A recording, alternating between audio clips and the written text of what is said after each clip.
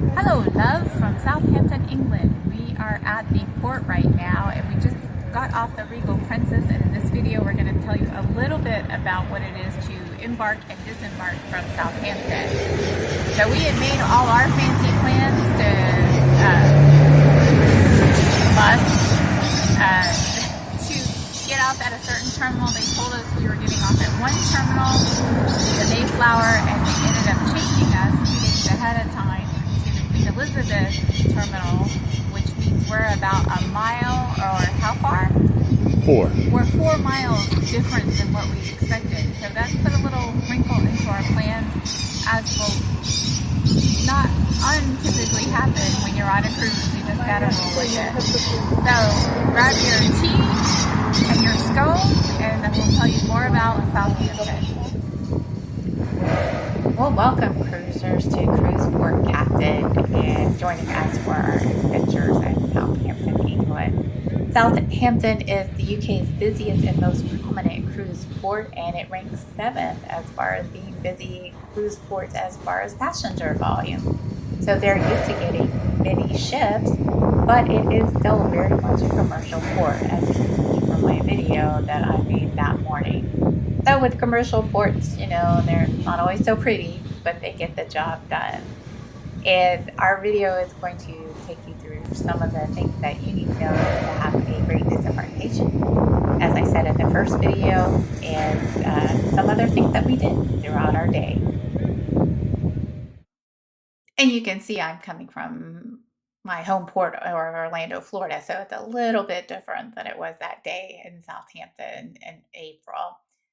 So one thing that is important about a day in Southampton is to know where you are, um, said docking, so what terminal that you are. They have 5 docks there, and we thought we were being docked at the Mayflower, which, if you can see on my picture, it's the part kind of to the left, right on the water.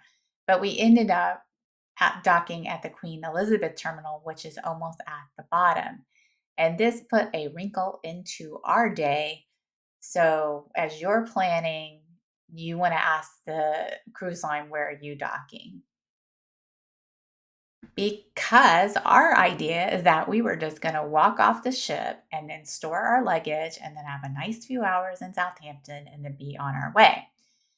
As you can see, and the first mate said it in the first video from the side, that we were 4 miles away from where we thought. Bitter. So you can see this big ship, I think it's an MSC ship, was where the Mayflower terminal was. So we were thrown off from that. So you want to be sure and check and make your plans accordingly, but also be cool and adapt if you need to. What is nice about their terminals is that they are very sign friendly. So, welcome to the Elizabeth II Cruise Terminal. You can embark here as well and disembark as we did. What I liked about the terminal was a couple of things. I liked that there were signs everywhere. There are lots of signs you can see above the gentleman's head there. Where to go, waiting lounge. That was for people who were coming onto the ship. They actually had a waiting lounge too for people leaving the ship. Taxis, way out, toilets, clean, easy to use. There was not Wi Fi in the terminal when we were there. Maybe that's something that they'll change in the future. But very easy. And of course, being English, everyone was very pleasant to help out. And this is right as you get off the ship. And this is right as you get off the ship. You can see that you are lots of taxis available, and you can Uber as well. That's available. We've used that several times while we were in England. If you do take a taxi, you want to be sure that they take credit cards if you don't have the English pound, because they are on the pound, they are not on the euro. And if you didn't get any on the ship, and there's a good chance you couldn't get any on the ship, you just want to double check with your driver. Another important thing is you've probably already been through immigration at this point, especially for disembarking in Southampton. You did your ETA, and I made videos about that, how to apply for the new UK ETA. And immigration came on board to check us. So you've probably already been through immigration. It is pretty easy to walk off, grab your luggage, and start your day. And this is what we did in our few hours that we had in Southampton. Well, the first order of business was to store our luggage. So it used to be that you could store your luggage pretty easy at train stations, and that was really before the 2000s. Now, for security reasons, not many train stations have luggage lockers anymore. They used to be more like regular lockers that didn't have anybody looking at them. With that not being available as much anymore, if at all, I can't remember any time we've actually seen it lately. We found from another travel blogger, and I wish I remembered so I could give her credit, that there are some really nifty storage applications that you can download on your phone. Basically, it's like you're saving space to store your luggage. We were very skeptical about this. As you can see, we used Pounce. That was one application. So you install it on your phone, just like any application. You put the city that you're in, and then it pops up with the map. That's the second screen there of locations that are in Southampton to store your luggage. It cost about £5 a day per bag, which was great. And it is in the funniest places. Like sometimes there were hotels were offered, but we didn't use it in a hotel. But one time it was an Indian restaurant, which was kind of funny. Like we walk in, there's a full service restaurant going on, and then we store our bags. They were expecting us. They just needed the app to get the QR code. And the second time we did it, it was a gift shop. Again, same thing. We walked in, obviously, with our bags. They were expecting us. Very easy to use, very economical, and everybody was great.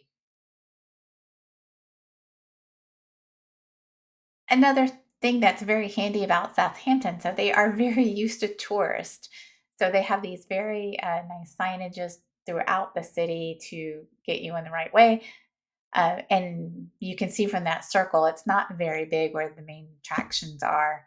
They've also, English people are so nice. If you look lost, someone's probably going to ask you if you need help. That happened to us.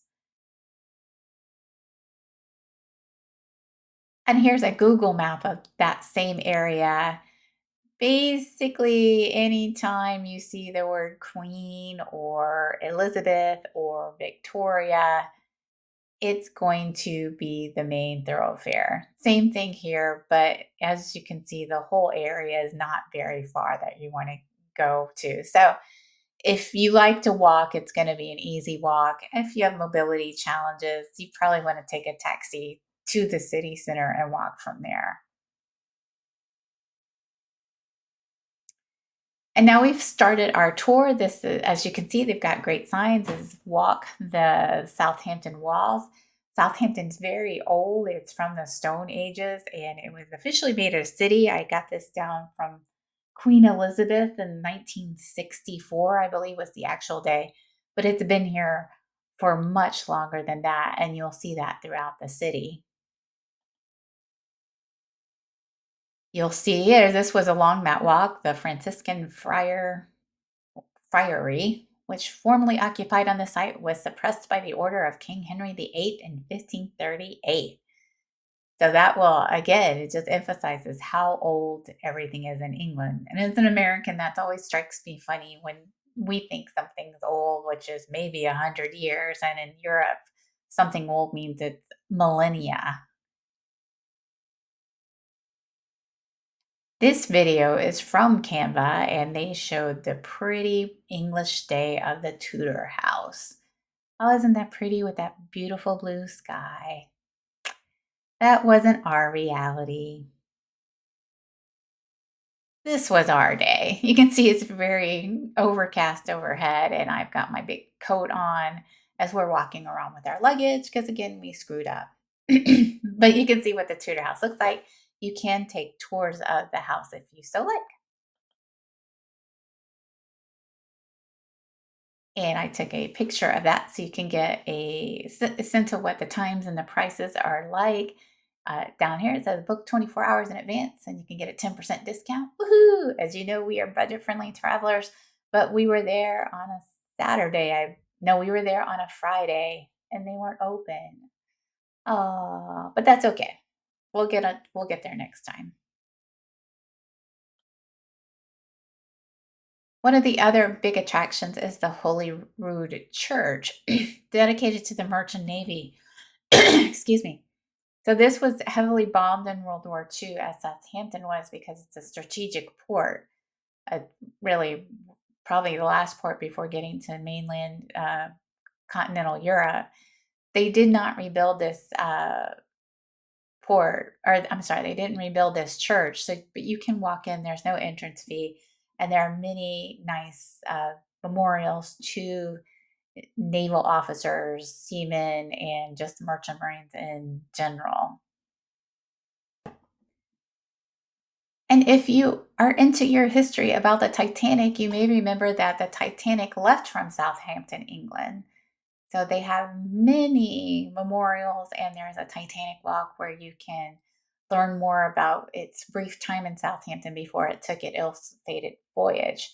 So if you remember the movie from the late 90s, when Rose got on the ship, she was actually in Southampton, England. Inside that church, the Holyrood Church, the Merchant Navy dedicated church, they have this really pretty memorial to the Titanic victims. Alongside it is they have this kind of audio thing that shows you, it's an oral history of some of the victims and people who were in Southampton at the time, their reflections of the Titanic itself.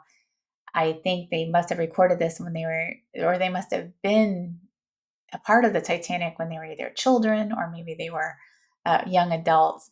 The next short glimpses I is what the oral history sounds like. And I was very overawed because it was something I'd never seen before in my life. It was magnificent, big grand staircase was right in front of me, and on right down below, where they seemed to just a long way down, there was a band playing, and of course crowds of people, and lots of people on board. And as most European cities, there's kind of the old part, the old traditional and the historical walls, and then you start moving on to the new area. So if you're tired of cruise food by this time, you're going to be able to find a KFC. There's a Taco Bell. There's a Burger King. So if you want to just get something different to get back the grease into your system, go for it. Here at the KFC, another big thing that Southampton is known for, it is almost the home of South Jane Austen, the author. So you can see here they have a heritage trail. So they have placards throughout the city of places that she visited and the places that she lived. Something else you can do in Southampton if you have the time is have an English afternoon tea, like a proper one. Some ships have proper English teas, but it's really fun to do it in England itself with the proper sandwiches and scones and cakes. You can Google just any, Southampton afternoon tea, and several hotels will pop up. I tried it, and that was what I saw as well. And now we've hit the back gate. This is Bar Gate in the city wall. So this is really kind of the main stop from the old traditional medieval city to the new city. And you can see there's the first mate there. So you can really see a modern city center pedestrian. Everything is here if you need to catch up on shopping or you forgot something before you're heading home or to your next destination. West Quay is the big mall. We're going to show you a couple of pictures of that. Very modern mall. I think it was 3 or 4 stories tall. So just like anything you would see in the States, if you want to just go shopping for a little bit or you need to eat, we ate at the food court. I always think it's fun to see the word knickers because that's not what we call them in America. But you can see otherwise it looks like any store you would find in the US. And if as you're heading out, you can think how you're going to get to your next destination. For us, Southampton was our stop before we headed north to Birmingham, England. But we walked to Southampton Central. So if we walked it, it wasn't more than 3 miles, but 3 miles could be a lot to you. So if it is, take a taxi. but very easy to find through signs too if you just want to do the walking. And how you purchase a ticket is you also use an app. So Trainline app is what it was. And a great app because it told you right what platform to use, if there were delays. Um, the English train system is privatized, so you could be using multiple businesses or multiple train lines to get to one destination. What's wonderful about the app is it tells you exactly where you're gonna stop and how do the trains change. You don't have to do anything. All the tickets are electronic. So easy peasy lemon squeezy. And you can buy everything with a credit card. Speaking of buying the tickets, you can also buy them on trainline.com. And I did this to give you a sense of how much it costs. So this was from Southampton Central to Heathrow, one of the big London airports, and it was $92 one way. So, our advice when you're evaluating what you should do as far as leaving the ship, getting to the airport, how easy do you want it to be? Of course, taking the ship is going to be the easiest option, but it's probably going to be the most expensive option. When are you leaving? Do you have any extra time? If you have extra time, usually doing it yourself will save you some money and you'll get to see a little bit more of a city before you go. So just take those things into consideration when you're thinking about how you're going to leave the ship onto either going home or to your next destination. And that was all for our short stay in Southampton before we headed north to our next adventures. If you have any questions about Southampton, feel free to leave them in the comments. We'll do the best we can to answer. And of course, if you can like and subscribe, we can make more videos to hopefully help you have a great cruise economically and just enjoy every minute you have on shore as you can. Thanks so much for joining me and bon voyage.